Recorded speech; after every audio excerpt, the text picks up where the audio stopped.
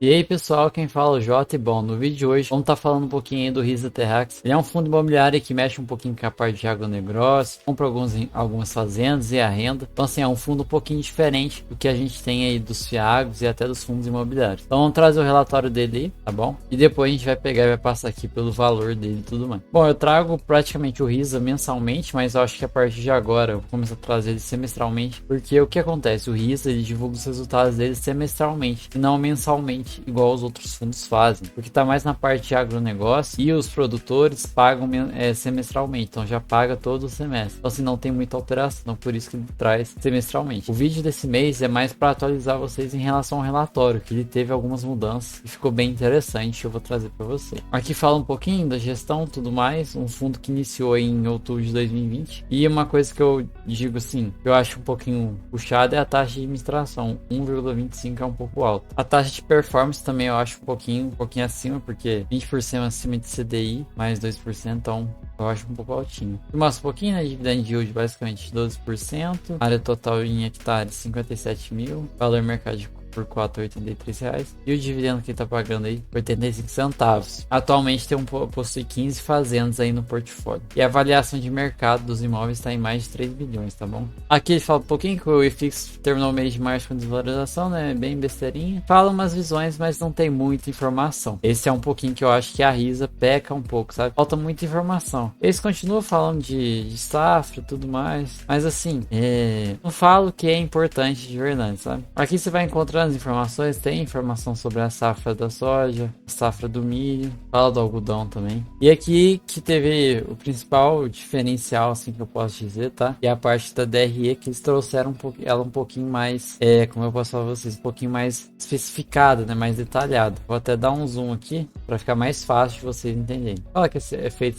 semestralmente, tudo mais. E aqui, ó, agora na parte de receita imobiliária, ela mostra ó, o que teve, ó, de receita imobiliária. 65 milhões aí, basicamente, foi de arrendamento, 20 milhões foi basicamente de valorização imobiliária, 4 milhões de receita financeira, que é juros, essas coisas. Um total de receita de 89 milhões. Taxa de administração, 7 milhões. Taxa de performance, 3 milhões. Outras despesas, 1 milhão. E total de despesas, 11 milhões. Resultado do fundo, basicamente o resultado por 4.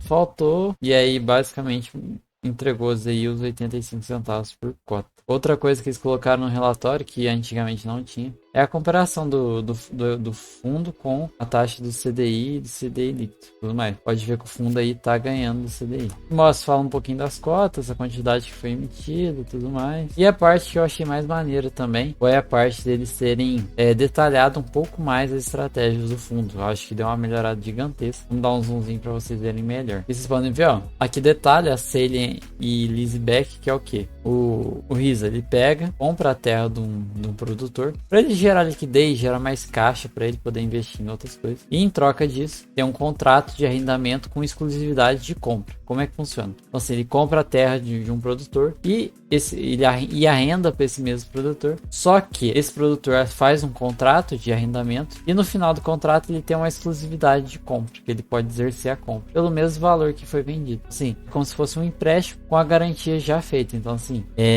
com relação a problemas de inadimplência e tudo mais, se um produtor parar de pagar o Risa, o que acontece? Eles embolsam a terra, tem a valorização patrimonial que eles não teriam caso fosse vender para um produtor normal, e embolsa aí a terra já sem precisar executar garantia nenhuma. Então, assim, isso é uma vantagem. E aqui, como eu falei, ó, o pagamento do arrendamento, e no fim do contrato, ele pega e recompra a terra do Risa. A buy to lease é quase a mesma coisa, só que é assim, ele compra a terra de um produtor aleatório, um produtor X, ele pega e arrenda para um produtor Y, esse produtor Y ele vai pagando o arrendamento e no final do contrato ele tem prioridade na compra da terra que ele está arrendando. Se ele não quiser comprar, vende para outro. Mas assim, aqui já existe um terceiro, então compra a terra de outra pessoa. E na Land Equity, que é basicamente, eles compram uma terra, que às vezes é um pasto, alguma coisa, que tem um potencial de produzir mais, então eles vão lá, pega e trata a terra, cuida da terra para ela ficar totalmente produtiva. E assim que ela está produtiva, teve esse investimento e tudo mais,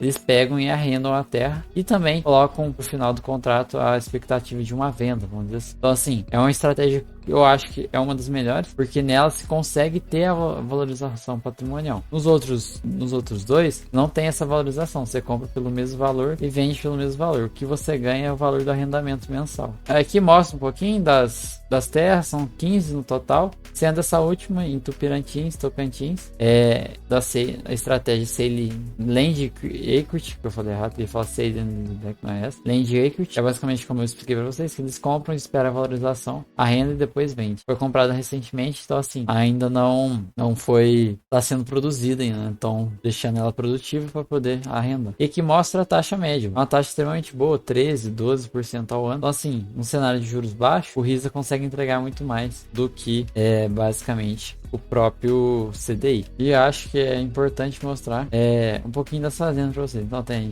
a Roma, a Santa Clara, a Morangas, Poranga 2. Então são várias fazendas aí, olha só. São milhares aí, fazendas extremamente bem localizadas e que já produzem muita coisa. E aqui chegando falando um pouquinho de valor atual, a cota tá bem batida aí, até que ela teve uma valorização aí nos últimos dias, mas está custando atualmente R$ 83,16. O patrimonial atualmente está em 1 bilhão e 56. Então assim, como eu falei para vocês, o RISA Terrax, ele não se beneficia basicamente da valorização das terras, porque entra naquela parte de, vamos dizer assim, ele compra pelo mesmo valor e vende pelo mesmo valor. Então o patrimonial dele não se encaixa muito nessa parte dessa valorização. Provavelmente, se eles utilizarem aquela última estratégia que eu expliquei para vocês, isso deve melhorar bastante. Então, em relação ao RISA aí, ao RZTR, é isso aí, pessoal. É um fundo extremamente interessante, assim. Ele é bem seguro, que eu posso dizer, porque ele não vai ter aquele problema. Caso o inquilino pare de pagar, a terra já é dele, ele dispensa o inquilino ali, o cara, e a terra já tá no nome dele, então não tem dor de cabeça. E ele ganha ainda a valorização patrimonial. Então, assim, não é como os fiagos lá que tem alguns CRAs que se o cara não pagar tem que executar a dívida. Não, a dívida já tá executada, já tá no nome do fundo da terra. Então assim, isso gera muito mais tranquilidade. O que falta mesmo é um relatório um pouco mais detalhado, ainda mais do que tá. Dá pra melhorar muito, sabe? Mostrar certinho mensalmente, tudo mais. Quanto que cada fazenda tá rendendo. Tudo isso eu acho importante. Então o vídeo de hoje é esse, espero que vocês tenham gostado. Até a próxima e falou!